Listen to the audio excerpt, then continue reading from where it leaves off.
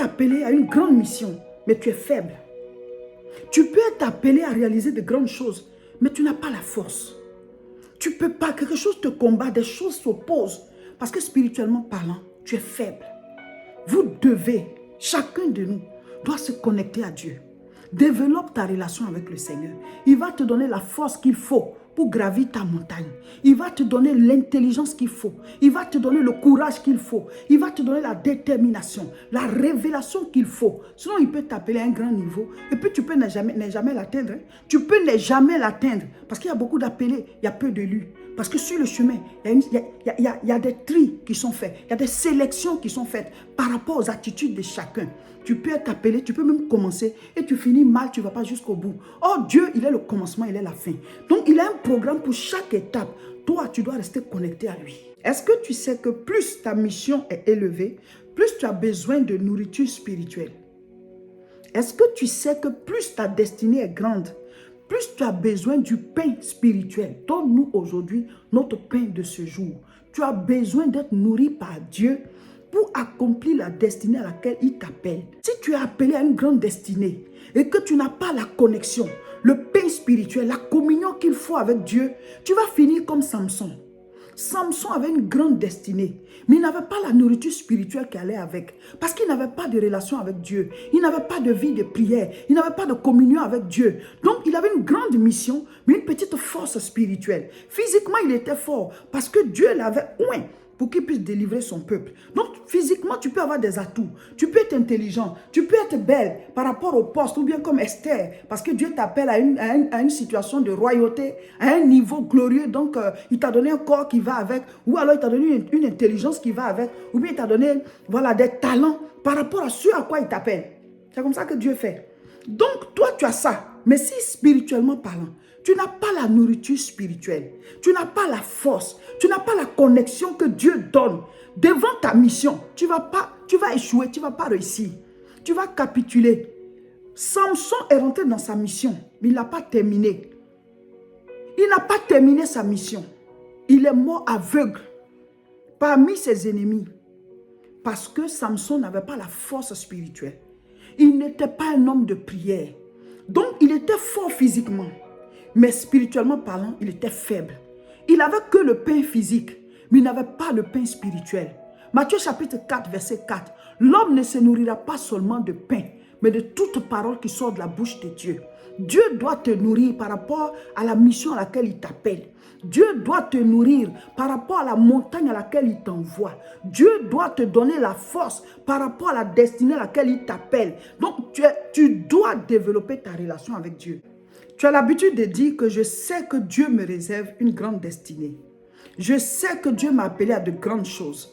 Je sais que Dieu va faire de grandes choses avec moi. Je sais que Dieu va me faire atteindre des hauteurs.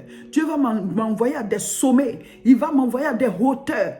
Je le sais, je le sens. Et j'ai même vu en songe. Dieu m'a révélé. D'autres personnes ont donné des paroles, des hommes de Dieu et tout. Plus la mission est grande, plus tu as besoin du pain de vie. Le pain spirituel. David devait aller plus tard terrasser Goliath. Mais c'est quelqu'un que Dieu a mis dans sa présence. Il lui a appris à rester là, derrière ses moutons, en train d'être berger là. David avait une communion avec le Seigneur. La preuve en est que le jour qu'ils sont venus oindre un roi dans leur maison, il était le seul à être là-bas, derrière les brebis. Pendant que tout le monde était au village, parmi ses frères, on cherchait le roi. Or, c'était lui que Dieu avait choisi. Mais il était habitué à avoir une communion personnelle avec Dieu. Pendant qu'il suivait les brebis, David composait des cantiques. Il adressait des paroles à Dieu. Il était en prière. Il a appris à prendre le pain. Il a appris à être dans la présence de Dieu. Il a appris à être en communion avec le Seigneur. Plus la destinée à laquelle Dieu t'appelle est grande, plus tu dois être connecté à lui. Qu'est-ce qu'il a dit à Pierre? Jésus-Christ dit, ce n'est pas la chair et le sang qui te l'ont révélé, mais c'est mon Père qui est dans les cieux. Il y a des choses que le Père doit te révéler par rapport à ta vie, par rapport à ta destinée, par rapport au niveau où il t'appelle, par rapport à la destinée à laquelle il t'appelle, par rapport à la destinée qu'il t'a réservée. Il y a des choses que Dieu doit te révéler. Il y a la nourriture spirituelle qu'il doit te donner. Ta connexion avec Dieu, c'est ce qui te donnera la force pour atteindre la vision, la mission, le niveau de gloire, la percée, la montagne sur laquelle il veut te mettre. La nourriture spirituelle. Lisons l'histoire d'Élie. 1 Roi chapitre 19 à partir du verset 5. Il se coucha et s'endormit sous un genêt. C'est un arbre. Et voici, un ange le toucha et lui dit, lève-toi et mange. Il regarda et il y avait à son chevet un gâteau cuit sur des pierres chauffées et une cruche d'eau. Il mangea et but, puis se recoucha. Verset 7. L'ange de l'Éternel vint une seconde fois, le toucha et dit, lève-toi, mange, car le chemin est trop long pour toi. Verset 8. Il se leva, mangea et but. Et avec la force que lui donna cette nourriture, il marcha 40 jours et 40 nuits jusqu'à la montagne de Dieu à Horeb. Alléluia. On nous parle ici de l'histoire d'Élie, le prophète Élie. Élie venait de faire des miracles. Il a prié, le feu est descendu du ciel. Et les prophètes de Baal n'ont pas pu faire le même miracle. Et ils ont été décapités. Et celle-là qui adorait Baal, Jézabel, la femme du roi de l'époque, le roi Akab, elle a menacé de faire la même chose à Élie, c'est-à-dire lui couper aussi la tête. Élie avait donné beaucoup spirituellement. Il avait besoin de se ressourcer. Il avait besoin d'aller dans la présence de Dieu. Et il fallait quitter la ville là où Jézabel était avec ses menaces. Et donc, il était fatigué. En marchant, il s'est retrouvé quelque part sous un arbre et il s'est endormi. C'est normal, hein? Nous avons aussi la fatigue physique. À un certain moment, Jésus-Christ aussi dormait dans la barque. Pas parce que, voilà, il était un paresseux ou bien il ne savait pas ce qui se passait, il y avait des difficultés, il ne savait pas, non. Il avait besoin de reposer son corps de manière physique. C'est ce qui est arrivé aussi avec Élie. Donc, Élie dormait. Et la Bible dit, un ange de Dieu l'a réveillé pour lui dire, lève-toi et mange. Donc, ce que Élie a vécu, on ne sait pas si physiquement, la nourriture là était là, ou bien l'ange était là physiquement, ou bien on ne sait pas si c'est dans son rêve, ou bien si c'est spirituellement ça s'est passé, mais on n'a pas écrit que c'était dans un rêve. On dit que pendant qu'il s'est endormi, l'ange lui a dit, lève-toi et mange. Et Élie, il se réveille, il voit qu'il y a un pain, un gâteau qui a été cuit sur des pierres chauffées avec de l'eau. Il a mangé, il a bu et il s'est encore endormi. Ça veut dire qu'il était toujours fatigué. Et l'ange l'a encore réveillé pour lui dire, lève-toi, mange parce que le chemin est très long. Et il s'est encore levé, il a encore mangé. Et cette fois-ci, quand il s'est levé, il a marché pendant 40 jours et 40 nuits jusqu'à la montagne Horeb, la montagne de l'Éternel, où lui-même il voulait partir pour aller rencontrer Dieu pour les révélations de la suite de son ministère. Alors, qu'est-ce que je veux dire à chacun de vous? Nous sommes dans la prière dénommée haute tension spirituelle. Et cette semaine, on parle du pain. On a déjà expliqué que le pain, il est spirituel et il est aussi physique. L'homme ne se nourrira pas de pain seulement, mais de toute parole qui sort de la bouche de Dieu. Matthieu chapitre 4, verset 4. Alors, le pain physique, c'est nos besoins du moment. Le pain physique, c'est la nourriture physique. Le pain physique, c'est tout ce dont on a besoin. Dieu dit de demander ça chaque jour. Matthieu chapitre 6 au verset 11. Donne-nous aujourd'hui notre pain de ce jour. Donc Dieu veut que tu pries tous les jours. Dieu veut que je prie tous les jours. Dieu veut que les êtres humains prient tous les jours pour lui demander leur pain du jour. C'est une communion régulière, quotidienne que Dieu veut qu'on ait avec lui. Dieu nous aime et il veut qu'on soit connecté à lui. Donc c'est chaque jour qui nous livre ce de quoi on a besoin. Écoute-moi, c'est chaque jour que Dieu veut te faire des livraisons de ce de quoi tu as besoin. Ici, Élie était fatigué. Il a été nourri de manière spirituelle. Mais ça agit aussi sur sa force physique. Après avoir mangé à 2 reprises la nourriture que l'ange lui a donnée, Élie a marché pendant 40 jours et 40 nuits. C'est tout un message, c'est un enseignement spirituel. Mes frères, mes sœurs, pour pouvoir atteindre ta destinée, pour pouvoir réaliser ta destinée, tu as besoin du pain spirituel. Tu as besoin d'être nourri par le Seigneur. Tu as besoin que Dieu te donne la force parce que le chemin est long. L'ange a réveillé Élie. Il dit, mange. Élie a mangé. L'ange l'a encore réveillé. Mange. Élie a mangé. L'ange lui a dit, mange parce que le chemin est très long. Le chemin de ta destinée est long. Élie a mangé à 2 reprises la nourriture que l'ange lui a dit de manger. Quand il s'est réveillé, il a marché pendant 40 jours et 40 nuits jusqu'à la montagne d'Horeb, là où il devait rencontrer Dieu pour que Dieu se révèle à lui pour la suite de son ministère. Il y a des lieux où Dieu veut t'envoyer. Il y a des niveaux que Dieu veut te faire atteindre. Il y a des montagnes qu'il veut te faire gravir. Il y a des sommets que Dieu veut te faire atteindre. Mais il te faut la nourriture spirituelle. Il te faut la nourriture spirituelle. Il faut que Dieu lui-même te donne la force. Il faut que Dieu lui-même te fortifie. Il faut qu'il te remplisse. Il faut qu'il te guide. Il faut que son esprit soit en toi. Le chemin est long. Il faut que tu manges. Le chemin est long. Il faut que tu manges. Il y a beaucoup d'attaques sur le chemin. Il faut que tu manges. Tu as besoin de force. Il faut que tu manges. La destinée à laquelle Dieu t'appelle, c'est comme une montagne à gravir. Le niveau auquel il t'appelle, c'est un niveau d'auteur. Plus on veut aller loin, plus on a besoin de force. Plus on veut atteindre des hauteurs, plus on a besoin d'être fortifié. Mes frères, mes sœurs, nous devons prier tous les jours.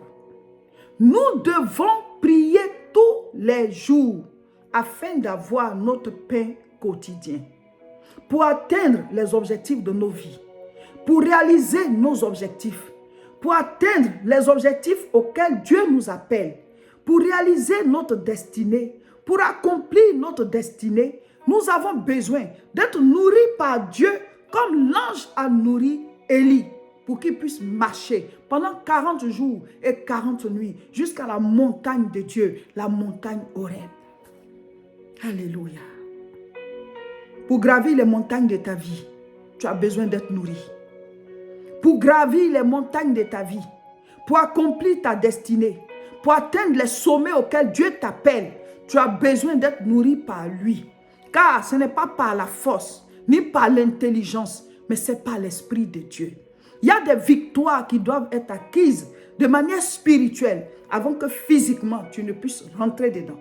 Il y a des choses que tu dois d'abord arracher dans la prière afin que spirituellement ce soit acquis pour que physiquement tu puisses obtenir ces choses. Il y a des combats qui doivent être faits de manière spirituelle d'abord. Jésus, avant d'aller à Golgotha, est passé par Gethsémani où il a prié. Il a prié, il a prié parce qu'il savait qu'il fallait la nourriture spirituelle. Pour que le combat physique de la croix soit un acquis, il fallait que spirituellement, il soit rempli, revêtu. Jésus est allé à la montagne de la transfiguration et Dieu a transfiguré Jésus. Il était là avec Moïse et Élie. Pourquoi? Dieu a voulu le fortifier avant d'aller à Golgotha. Alors, comment rester connecté à Dieu? Comment rester attaché à lui afin d'avoir le pain spirituel régulièrement? On a l'habitude de le dire. Vous devez, c'est obligatoire, c'est-à-dire c'est indispensable si tu veux évoluer dans ta marche avec Dieu. Si vraiment tu es né de nouveau, tu dois installer un programme de prière. Un chrétien qui ne prie pas, il n'est pas réellement chrétien parce que tu n'es pas en contact avec Dieu, tu n'es pas en communion avec lui. La vie chrétienne, c'est la relation avec Dieu. Donc, tu dois faire un programme de prière. Tu dois prier tous les jours. donne-nous aujourd'hui notre pain de ce jour. Donne-nous aujourd'hui notre pain quotidien.